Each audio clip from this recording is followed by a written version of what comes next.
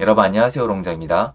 제가 이렇게 생각하시면 안 됩니다 라는 내용이 기사에 그대로 나왔습니다. 그래서 다시 한번 강조를 드리고 입주장의 전세가와 매매가의 관계를 다시 한번 좀 정리를 해드리고자 영상을 준비했습니다. 중요한 내용이에요. 지금 시장에서 같이 한번 보시죠. 시청하시기 전에 구독하기, 좋아요, 멤버십 부탁드리고요. 멤버십은 매주 토요일 라이브를 진행하고 있습니다. 그리고 제 정규 강의죠. 16기는 접수 기간입니다. 그리고 데드라인은 9월 7일 목요일까지고요. 자세한 내용은 아래 링크에서 확인이 가능하세요.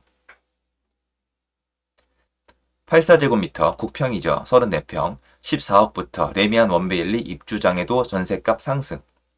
한동안은 이제 굉장히 대장주 역할을 할 수 있는 엄청나게 좋은 단지죠. 그거에 대해서는 뭐 할 말이 없습니다. 그냥 좋은 단지입니다. 아주 가끔 이런 댓글이 있습니다. 야, 원베일리 아크로 리버파크 40억짜리 50억짜리 아파트 갔는데 결로가 있고 누수가 있고 뭐 곰팡이가 있더라. 이런 말씀을 하시는데 사실 그 부분들은 당연히 실거주할 때 중요하겠지만 아파트의 가격이나 가치를 만드는데 큰 역할을 하지는 못합니다. 그래서 그런 내용들을 보면은 조금 더 부동산의 가치를 만드는 요소들을 공부하시면 어떨까라는 생각이 들어요. 보시면 여기 내용이 나옵니다. 벌써 첫 줄부터 여긴 보셔야 돼요. 서울 서초구 반포동 레미안 원베일리, 요게 신반포 3차랑 경남 아파트 통합 재건축인데 참 쉽지 않은 여정이었는데 잘 끝나네요. 전셋값이 입주장에도 불구하고 상승의 눈길을 끈다. 집값 반등기에 인근 아크로 리버파크 아리팍이죠. 이걸 제치고 반포 대장 아파트가 될 것이란 기대가 맞물려 전셋값도 물량에 상관없이 계속 오를 것이란 관측이 나온다. 이게 제가 말씀드렸잖아요. 부동산 시장이 회복하니까 입주장인데도 불구하고 전세가가 올라간다. 그렇게 생각하시면 안 됩니다. 일단은 제가 예전부터 꾸준히 말씀드린 게 있어요. 전세가. 입주할 때 전세가가 흔들리는 이유는 뭘까요? 이거는 매매가랑 달라요. 전세가는 여러분이 되게 상식적으로 쉽게 생각하셔도 상관이 없어요. 왜 그러냐? 전세는 실수요거든요. 여러분 전세 막 2개, 3개 계약하는 분 계세요? 없죠. 가수요가 없어요. 진짜 특이한 분 아니면 전셋집 하나만 계약하시거든요. 근데 매매는 어때요? 지금이야 좀 다르지만 집 2채, 3채, 4채 옛날에 샀잖아요. 가수요가 있단 말이에요. 그러면 전세는 실수요니까 입주장의 전세가 왜 흔들리는지 생각을 해보자고요. 자, 가장 쉬운 예로 가볼게요. 여러분이 원베일리 인근의 집주인이에요. 그리고 원베일리에 분양을 받아놨어요. 좋겠죠? 자, 다 지어졌어요. 이제 입주로 갑니다. 입주로 가려면 어떻게 해야 돼요? 내 집을 빼고 내 몸이 원베일리로 가죠. 그럼 내 집 어떻게 해요? 팔거나 전세를 놔야 돼요. 자, 이때 중요한 게 있어요. 자, 팔고 싶어요. 요번 시장에 그랬어요. 팔고 싶은데 안 팔려요. 그럼 어떻게 해야 돼요? 전세로 놔야 돼요. 자, 근데 전세도 안 나가요. 그러면 급전세를 놔야 될까요? 여기서 중요합니다. 여기서 매매도 안 되고 전세도 안 나가면 전세가를 계속 낮추는 분이 있고 이거 싫어합니다. 지금도 마찬가지예요. 안 낮추고 공실로 두는 분이 계세요. 저한테 물어보세요. 야, 그 돈이 어딨냐. 말 같은 소리를 해라. 공실로 두는 집주인이 어딨냐. 다 거지들인데. 아니에요, 여러분. 제가 다 그렇다는 뜻이 절대 아니고요. 특히 강남에 정말 많으세요. 제가 만나봐서 그래요. 그냥 공실로 두세요. 현금 박치기 하는 거예요. 그러면 어떻게 되죠? 내가 살던 집의 전세가는 떨어지지 않는 거예요. 그리고 내가 살던 집의 매매가도 별로 안 떨어지거나 안 떨어져요. 왜? 급매로 던질 필요가 없거나 아니면은 급전세를 놓을 필요가 없으니까. 이해되시죠? 이런 경우에 어떻게 되겠어요? 전세가가 안 떨어집니다. 자, 거꾸로예요. 자, 내가 원베일리를 분양을 받아놨어요. 근데 이번엔 이사 가기 싫어. 한 바퀴, 2바퀴 돌리고 전세를 좀 놨다가 들어가고 싶어. 근데 원베일리가 한꺼번에 입주를 하잖아요. 그러면 어떻게 해야 돼요? 잔금을 내야 돼요. 잔금을 내야 되는데 잔금을 주로 전세금으로 맞추는 분들이 많았단 말이에요. 투자하신 분들이. 자, 요번에 원베일리 입주장에 전세 물건 한꺼번에 많이 나올 수밖에 없어요. 이건 상식이에요. 공실이 많잖아요. 아무리 실입주를 많이 한다 그래도 전세 물건이 여러 개가 동시에 나오면은 가격은 내려가는데 조건이 있어요. 자, 여러분이 인근 집주인이에요. 원베일리가 입주를 하는데 전세로 잔금을 치러야 돼요. 근데 전세 물건이 많아요. 그럼 어떻게 해야 돼요? 돈을 땡겨와서 전세금을 낮춰서 어떻게든 잔금을 내야 소유권을 가지고죠. 집을 안 뺏긴단 말이에요. 그런데 아까 그런 집주인들. 나는 됐어. 현금 넣어놔. 공실로 둬.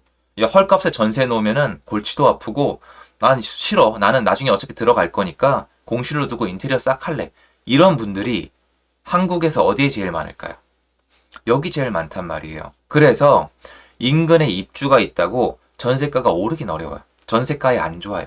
내려갈 가능성이 훨씬 높습니다만 무조건 내려가는 게 아니고 역사적 통계를 봤을 때 이게 입주장에도 전세가, 매매가가 둘 다 올라간 적도 있어요. 강동구 재건축 입주장이 그랬거든요. 그것도 기사 나왔었는데 그때는 부동산 상승 잡는다고 그런 거 기사 나오면 내려버렸었어요. 남아있긴 할 겁니다. 자, 그런데 여기는 지금 한국에서 상당히 부자가 많이 사는 동네란 말이에요. 그러면 입주장에 다른 지역에 비해서 입주장의 전세가 데미지가 클까요? 작을까요?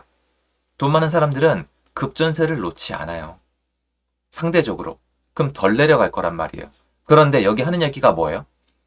인근에 여러분, 이 원밸리가 대장주가 되던 원밸리 가격이 올라가던 말던 우리 솔직히 얘기합시다.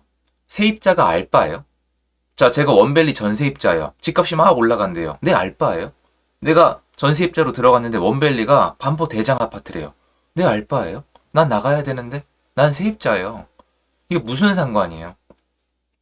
매매가가 올라가는 거랑 전세가가 떨어지지 않는 거는 연관이 크지 않아요. 연관은 있습니다. 뭐냐?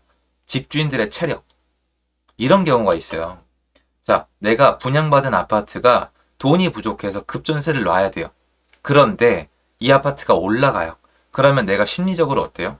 아, 얘는 가격이 올라가니까 내가 다른 데서 돈을 좀 땡겨 와서라도 채워 넣으면은 이자가 충당이 되거나 더 이득이겠다. 그러니까 돈을 더 마음의 여유를 가지고 돌릴 수가 있기 때문에 어느 정도까지는 매매가 상승이 전세가 방어에 집주인 입장에서 영향을 미쳐요. 근데 절대적이진 않죠. 자, 그러면 우리는 이렇게 입주장에서 뭘 봐야 될까요? 저는 크게 세 가지를 보는 게 좋다고 생각을 합니다. 자, 뭘까요? 아까 말씀드린 걸 포함해서 세 가지를 한번 정리를 해볼게요. 자, 첫 번째로 요 입주할 때 있죠. 집주인들의 체력이 중요합니다. 이게 알 수는 없어요. 근데 지역별로 대충 예상은 할 수가 있단 말이에요. 집주인들의 체력이 되게 만약에 좋다? 그러면은 하락이 많이 되질 않아요. 그냥 버텨버립니다. 이거 지금 헬리오시티 입주장이랑 너무 다르거든요. 그런데 강남의 입주장에 이런 모습을 보이는 단지가 얘네가 처음이 아니에요. 돈 많은 분들이 가져간 단지는 그런 식으로 돌아갑니다. 집주인들의 체력이 어떨지 지역별로 나눠서 보시면 되시겠죠. 그리고 분양가나 아니면 인근 아파트 단지의 사람들 생활 수준을 보시면 좀 편할 것 같아요. 자, 두 번째, 이건 무척 중요합니다. 인근 아파트의 전세 수급이 중요합니다. 아까 말씀드렸다시피 체력이 전원이 다 센 게 아니에요. 전원이 다 부자일 리가 없어요. 그런 경우에 원밸리가 입주를 해요. 원밸리가 입주를 할 때 전세가가 떨어질 거라고 예측한 이유는 하나예요. 전세 공급이 한꺼번에 많아지니까. 자, 그런데 우리가 착각하면 안 되는 게 반포동에 사시는 분들이 전세로 원밸리만 찾아요?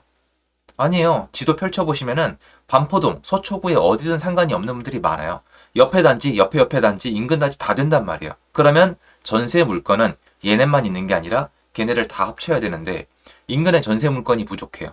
그래서 반포, 이 동네 전체 전세의 필요 공급량에 비해서 얘네가 한꺼번에 입주를 하는데도 불구하고 전세 공급이 부족하면은 전세가는 올라갑니다. 전체를 놓고 보면은 수급상 공급이 많은 편이 아닌 게 되거든요.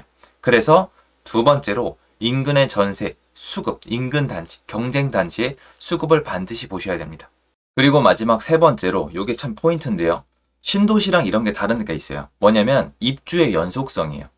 그러니까 여기가 입주가 있는 다음에 뒤에 입주가 쭈르륵 있으면 사람들이 어떤 심리가 있냐면은 아, 저렇게 비싼 전세에 안 들어가고 좀만 더 기다리면 된다. 그리고 집주인 입장에서는 야, 여기 입주 끝나면 다음 입주가 있으면 전세 물건이 또 쏟아지는데 빨리 끝내야 되겠다. 쉽게 얘기해서 집주인 입장에서는 요 아파트 단지만 입주가 있으면은 요번 입주만 기다리면 회복이 될 거니까 좀만 참자. 좀만 기다려보자. 현금으로 넣어놓고 버티면 된다. 이게 되는데 신도시처럼 예입주 있고 동탄 같은데 뭐 남양주의 신도시들 김포 한강 신도시 보시면 입주 이런 식이에요. 대구랑 인천 생각해 보세요. 그러면 집주인도 이걸 알고 집주인도 이게 지치고 공급이 쌓이고 수요자도 이게 알기 때문에 전세 공급이 그 뒤에 만약에 더 계획이 되어 있으면은 훨씬 더 파급력이 심합니다. 그런데 여기는 재건축 단지이기 때문에 얘네만 있습니다. 그래서 연속성이 없어서 파괴력이 상대적으로 약한 거예요. 그럼 세 가지 다 점검을 해보세요. 첫 번째, 집주인의 체력. 상당히 세겠죠. 두 번째, 전세가의 수급, 인근 단지요. 지금 올라가고 있습니다. 이걸 인정을 하고 확인을 해야 돼요. 세 번째, 입주의 연속성. 없잖아요. 그러니까 여기는 전세가가 버티고 올라가고 있다는 겁니다. 옛날 전세가에 비하면 아직 비싼 거 아니에요. 그리고 원밸리가 대장주건 매매가가 올라가든 간에 상관이 아예 없는 건 아니지만 전세 수요자의 입장에서는 큰 연동성이 없어요. 앞으로의 입주하는 아파트들도 이런 식으로 보시는 게 상당히 좋습니다. 그리고 지금 입주와 전세의 연동성은 제가 다시 한번 설명을 드릴 날이 오겠지만 예전이랑 좀 달라요. 왜냐면 대구랑 인천이 입주가 있는데 그 전에 미분양이 있는데도 전세가 더 이상 안 떨어지고 있습니다. 왜냐면 이게 사람이 집을 구하는 이 저렴한 가격의 기준이 있거든요. 근데 시장이 너무 안 좋았기 때문에 그걸 활용해서 다시 한번 말씀드릴 수 있는 날이 올 것 같아요. 근데 아직은 데이터가 다 모이질 않았습니다. 이제 가보면 현장이 아직은 정말 혼돈스럽거든요. 어디는 잘 나가고 어디는 안 나가고 어디는 내려가고 어디는 올라 이런 식이에요. 그건 확인되면 다시 한번 말씀을 드리기로 하고요. 원멜리 입주장에서 우리가 입주장과 전세가의 연동성을 이렇게 확인해 보면 좋겠다. 이런 취지로 준비한 영상이었습니다. 도움되셨겠습니다. 감사합니다. 좋은 하루 되세요.